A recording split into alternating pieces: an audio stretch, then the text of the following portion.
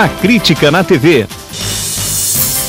Menino de 4 anos assiste o pai e a mãe serem mortos na zona norte de Manaus. A mulher estava grávida de 6 meses. Motorista perde o controle depois de uma aquaplanagem na BR-319 que foi invadida pelo rio. O passageiro morreu na hora. Você vai ver ainda, feirantes da Manaus Moderna são transferidos. Cheia causa prejuízos também em hotéis de selva. Alguns já fecharam as portas. E ainda, festa haitiana em Manaus para comemorar o Dia da Bandeira. Agora, no A Crítica na TV.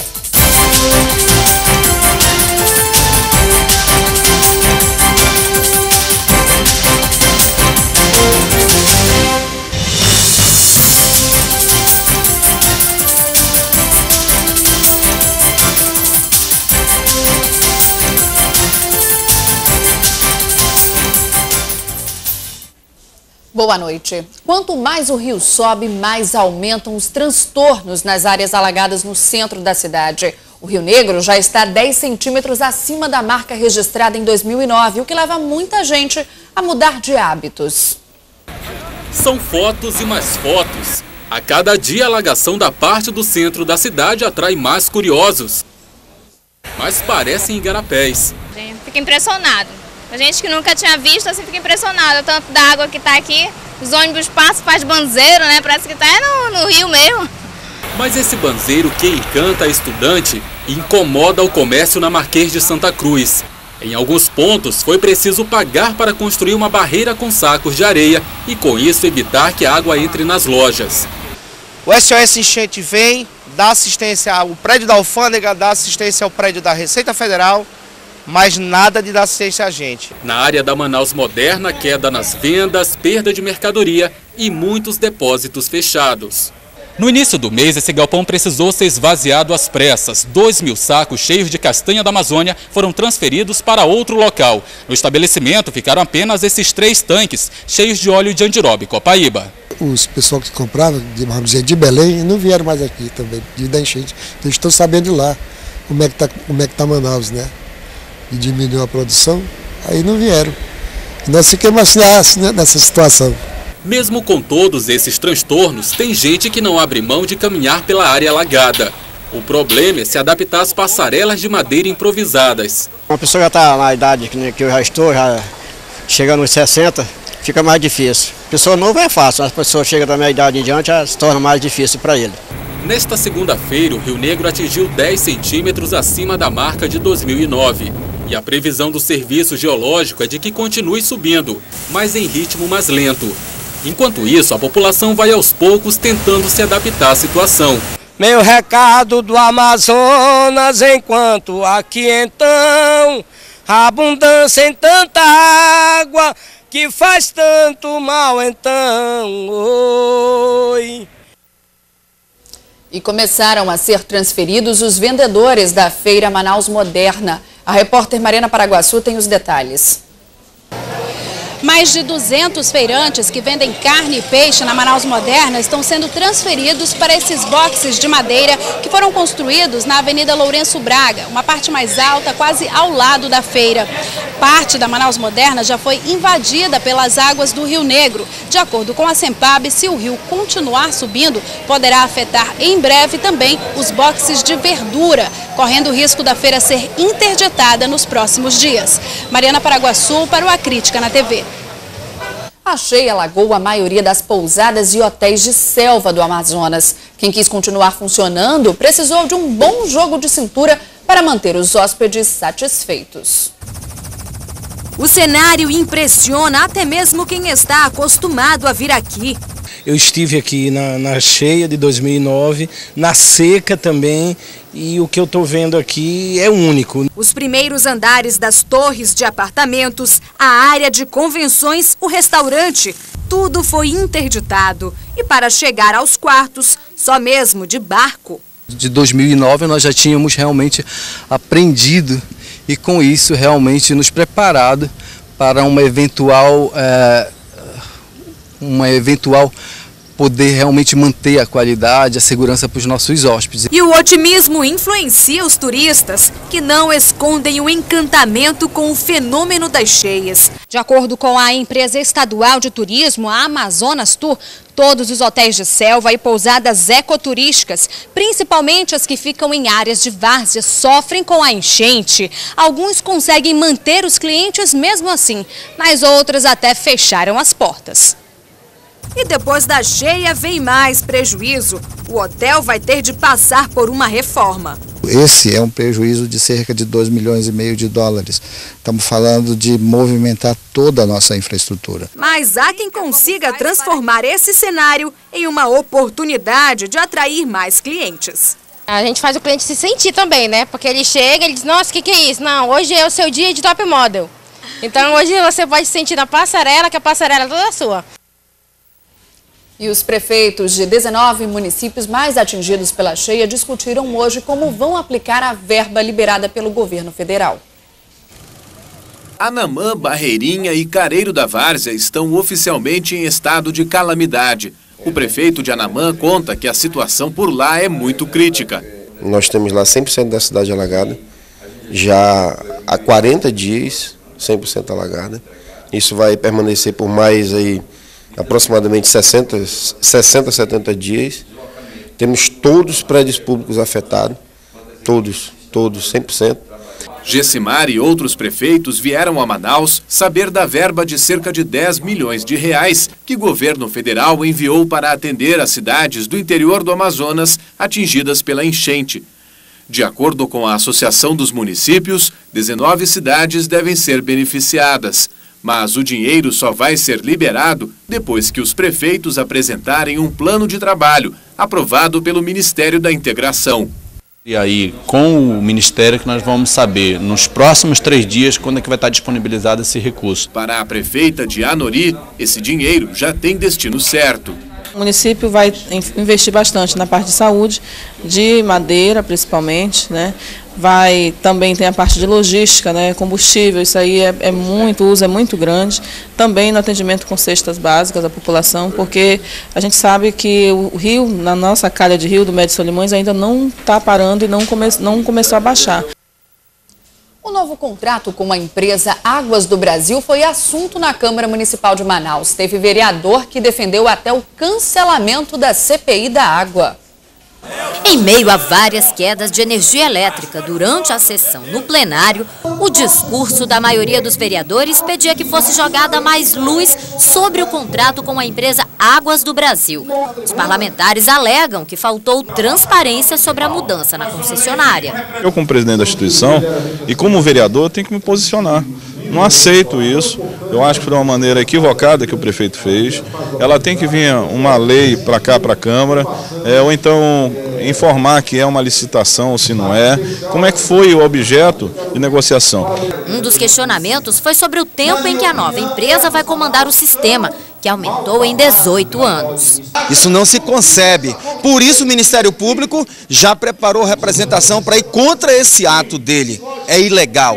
Não dá para simplesmente dilatar prazo para a concessionária sem o processo licitatório devido. Os vereadores que apoiam o Amazonino Mendes chegaram a lembrar a repactuação do contrato com Águas do Amazonas feita em 2007 na gestão do prefeito Serafim Correia. Eles dizem que hoje houve mais publicidade na assinatura do novo contrato do que na época da repactuação.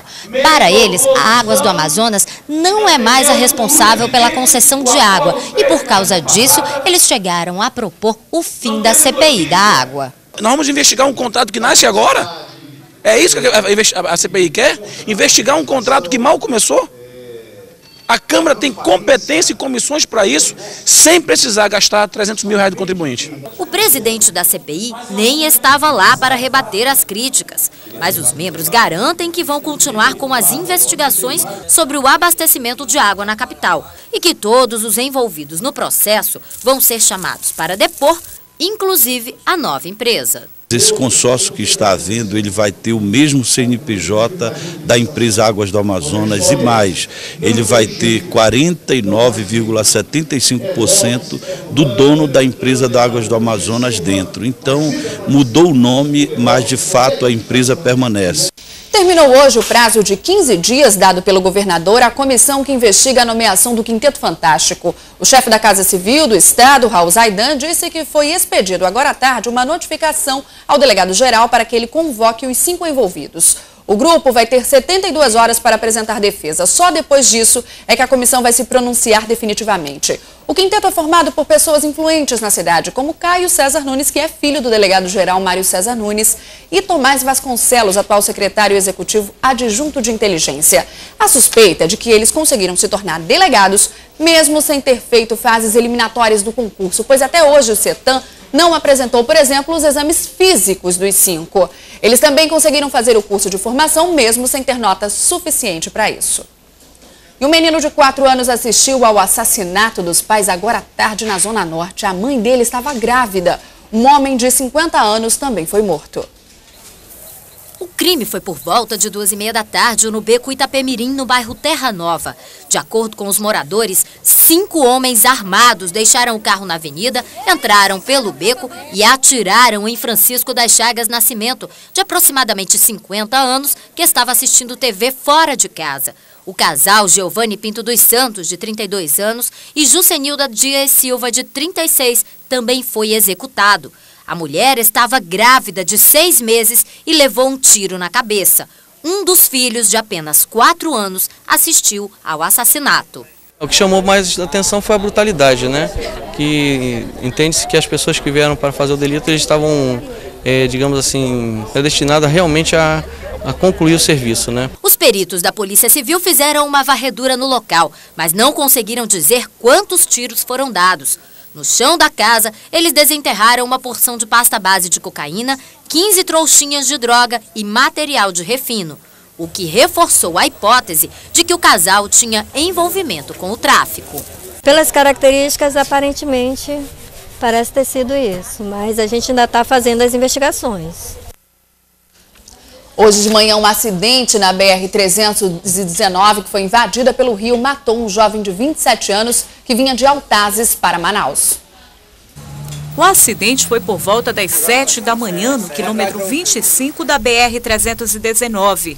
Na pista, as marcas da imprudência. A polícia diz que o motorista perdeu a direção do veículo e caiu neste lago ao tentar ultrapassar um micro-ônibus na via alagada. Ele veio a entrar em um espelho d'água. Isso ocasionou uma aquaplanagem.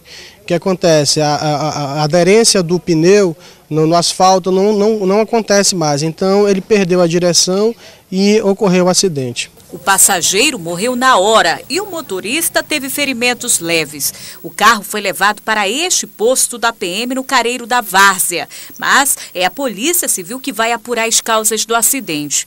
Quem utiliza a rodovia diariamente sabe dos perigos que corre. Ficando difícil porque a água está aumentando muito e a gente que fica arriscando, né? Situação que a gente não sabe, de repente a água pode cortar por baixo, né, dessa estrada. Percorremos alguns trechos da BR-319 e constatamos as dificuldades que os motoristas têm de trafegar. As pistas parecem rios, a correnteza é forte. Por isso que todo cuidado aqui é pouco. Para passar de carro é preciso aguardar a vez. Porque não dá para passar no mesmo lugar, só tem um lado que é mais baixo, o outro é mais fundo, e aí corre risco do carro até a correnteza levar, né? Porque é muito forte. Outro ponto completamente alagado é o quilômetro 4 da M254, que liga o Careiro da Várzea a Altazes. A força da água foi tanta que parte da via cedeu. Os carros passam por dificuldades. A rodovia deu lugar à pesca esportiva e ao lazer. Mas, enquanto uns aproveitam, outros temem os perigos. O coração vai aqui a 1000, entendeu? Se der um problema no ônibus, a corredeira levar, é fatalidade na hora. Como muita gente não tem para onde correr, o jeito é enfrentar as rodovias alagadas. Mesmo aposentado, Luiz Lima não abandonou a paixão pela natação. Agora ele se dedica a torcer e a ajudar os novos nadadores de um projeto social.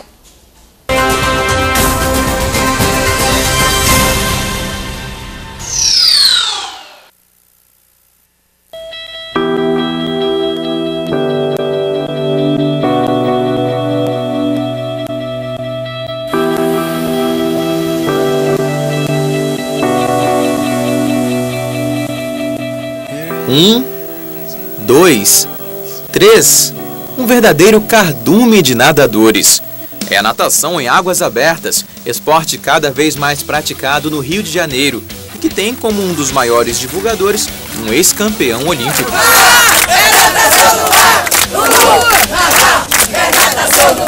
Luiz Lima, atleta olímpico em 1996 e 2000 e campeão no PAN de 99, criou o projeto social Natação no Mar.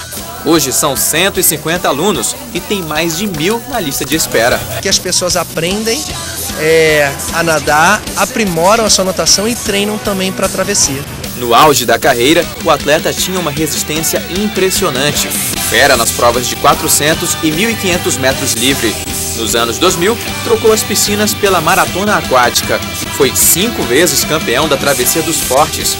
Nos Jogos de Londres, a torcida dele vai toda para Poliana Okimoto, nossa representante na maratona aquática. A Poliana é atleta brasileira desde 1896, né, que a natação é disputada, com mais chances de medalha olímpica. O ex-campeão, que nunca deixou as águas, agora descobre o lado torcedor, seja pelos atletas de alto rendimento ou pelos alunos do projeto social. Tem que passar para eles técnica de nado, é uma superação que em determinados momentos eu tive que ter, é a disciplina, que sem disciplina um atleta de águas abertas dificilmente chega ao seu 100% de potencial, mas eles também me ensinaram muito. E amanhã o Ponto Crítico traz um bate-papo com a ginasta Jade Barbosa, você não pode perder. Campeonato Amazonense, o primeiro jogo da final entre Fast e Nacional terminou empatado. O primeiro tempo foi bastante equilibrado, mas foi o Fast que saiu na frente. Aos 20 minutos de jogo, o zagueirão João Gomes mandou para o fundo da rede. No prejuízo, o Nacional buscou o empate e conseguiu. Depois de uma bonita troca de passes, Leonardo empatou para o Leão. No segundo tempo, o Fast veio disposto a definir o jogo. E aos 7 minutos, Lacraia faz a limpa na área do Leão e marca esse golaço. 2-1 tricolor. O rolo compressor perdeu ainda pelo menos 2 chances de ampliar o placar. Pra fora do gol! Quem não perdeu a chance que teve foi o artilheiro do campeonato. Já nos acréscimos, Leonardo fez o segundo dele e do Nacional no jogo. E esse fim de semana teve clássico de Mozart em Manaus. Foi uma despedida em alto estilo aqui na capital da 16ª edição do Festival Amazonas de Ópera. Com uma adaptação amazônica, a ópera Flauta Mágica de Mozart encantou os mais de 4.000 espectadores no Largo de São Sebastião. Para a nossa cidade isso aqui é uma maravilha, né? Preservamos a arte, né? E enfim, né? A família vem, nos divertimos muito, prestigiamos o local, né? A história que mostra a luta de uma rainha pelo poder e a união de 2 casais foi apresentada em português. No cenário, espaço para a tecnologia. Telões exibiu imagens dos artistas locais. De excelente resultado, do ponto de vista técnico, artístico, de projeção nacional e internacional, de aproveitamento cada vez maior das oportunidades para os artistas e técnicos amazonenses, agora coreógrafos e cenaristas amazonenses trabalhando. Nesse fim de semana teve também festa haitiana aqui em Manaus. Eles mostraram todo o patriotismo na animada comemoração do Dia da Bandeira. Patriotismo. Emoção. A gente está longe, mas o corpo está, mas nosso espírito está lá no Haiti, comemorando junto com o povo. Mesmo em território brasileiro, eles não escondem a alegria de celebrar a data do jeitinho bem haitiano de ser. Comidas típicas como banana frita e esta salada que leva limão e muita pimenta não podiam faltar. Qualquer haitiano, independentemente do lugar onde se encontra, sempre vai lembrar que no 18 de maio comemoramos o dia da nossa bandeira, que já anuncia a independência que chegaria meses depois, né? A festa na paróquia de São Geraldo reuniu também muitos amazonenses. Esse amor pela pátria, pelas coisas do país, pelos símbolos que para nós às vezes são tão relativizados, para eles ainda é muito importante. Isso para eles realmente é uma forma de trazer um pouco do Haiti para o Brasil. Para os haitianos, a data representada pelas cores azul e vermelha é mais que uma simbologia, significa liberdade.